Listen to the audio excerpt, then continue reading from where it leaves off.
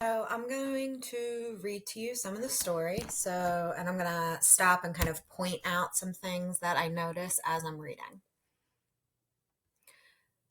So the first thing is the preview pages, which you should always read in this class or any other.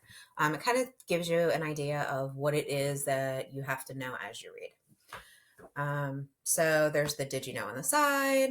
It says Harriet Jacobs was described as a runaway slave notice as having run away without any known cause or provocation. And provocation comes from the word provoke. And if I provoke you to do something, it means like I acted in a way that the only way for you to react was this specific way.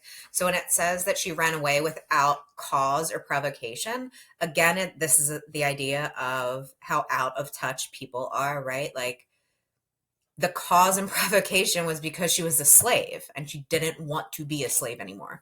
No one wants to be a slave. You should run away. So the second bullet says used fictitious names. Remember, fictitious is like fiction or fake in her autobiography because she deemed it kind and considerate towards others.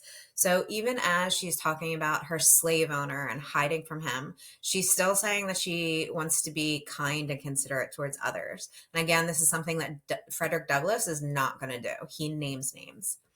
And then the third bullet was asked by the son of her former owner for help in getting a job after the Civil War.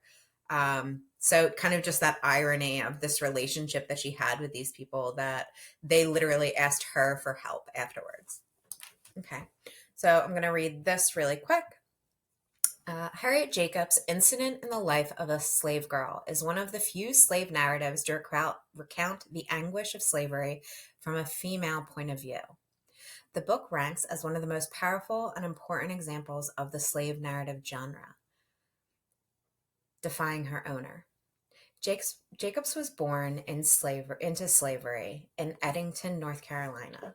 So when it says that she was born into slavery, that means that her mother was a slave, so therefore she was a slave. Her first owner was a relatively kind woman who taught her to read and sew. When Jacobs was 12, the woman died, and Jacobs was willed to the 3-year-old daughter of Dr. James Norcom, the man she calls Dr. Flint in her autobiography. We talked about wills when we were doing the Crucible. So when you die, you can give like your land, your property. In the Crucible, we talked about wood and land. And again, so like this just lets it like she was a person, but property, right? She was willed away on like she was given away like she was a tea kettle. Just to again kind of reiterate this idea of the inhumanity of slavery, that these people's literally the thing that makes them human, that makes them a person, like that's taken away. They are only an object. So in the story, when we hear about Dr. Flint, that's going to be Dr. James Norcom. Norcom began making sexual advances towards Jacob when she was in her teens. Jacobs resisted him and instead started a relationship with Norcom's neighbor, a white lawyer named Samuel Sawyer, Mr. Sands in the narrative. So it might actually be helpful for you if you want to look at, like, make a chart of who these people are and who they represent. She was hoping that her relationship with Samuel Sawyer would make Dr. Norcom, like, leave her alone. Jacobs had 2 children with Sawyer, but Norcom continued harassing her. Infuriated by her refusals, he punished Jacobs by sending her and her young children to work for his son, Mr. Flint, who he hoped would be able to break her resistance. 7 years in hiding. Shortly after arriving at the son's plantation, Jacobs made the painful decision to run away and leave her children behind. She hoped that her leaving would make the Norcoms sell the children to their father, Sawyer. Unlike many runaways, Jacob did not immediately flee north. She hid in a tiny attic space in her grandmother's house. She remained there for 7 years, but was able to take comfort in the knowledge that her children had been bought by Sawyer and saved from plantation life. In 1842, friends arranged for Jacobs to escape to New York. Once there, she found work as a nanny for a white family. Even so, Jacobs Jacobs was always in danger of losing her freedom. Fugitive slave laws allowed for slave catchers to capture slaves who had escaped to the north and return them to slavery in the south. Fortunately, in 1852, Jacob's employer purchased Jacob's freedom and that of her two children. Abolitionist and author. In the North, Jacobs became involved in the abolitionist movement.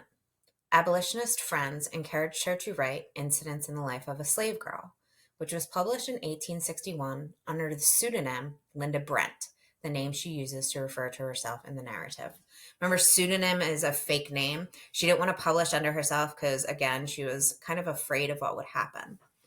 So, your due now for today is to talk about sacrifice and what it is that people sacrifice for freedom. You can think about yourself, you can think about this time period, you can think about what's happening with COVID. So, this is a little bit of the background, and hopefully, starting tomorrow, you will start reading the story. I'll post more videos of me reading if you want. Depending on how many people are watching them, I will continue or not continue to do this. Please text, email, message, whatever it is, and I will talk to you later. Bye, guys.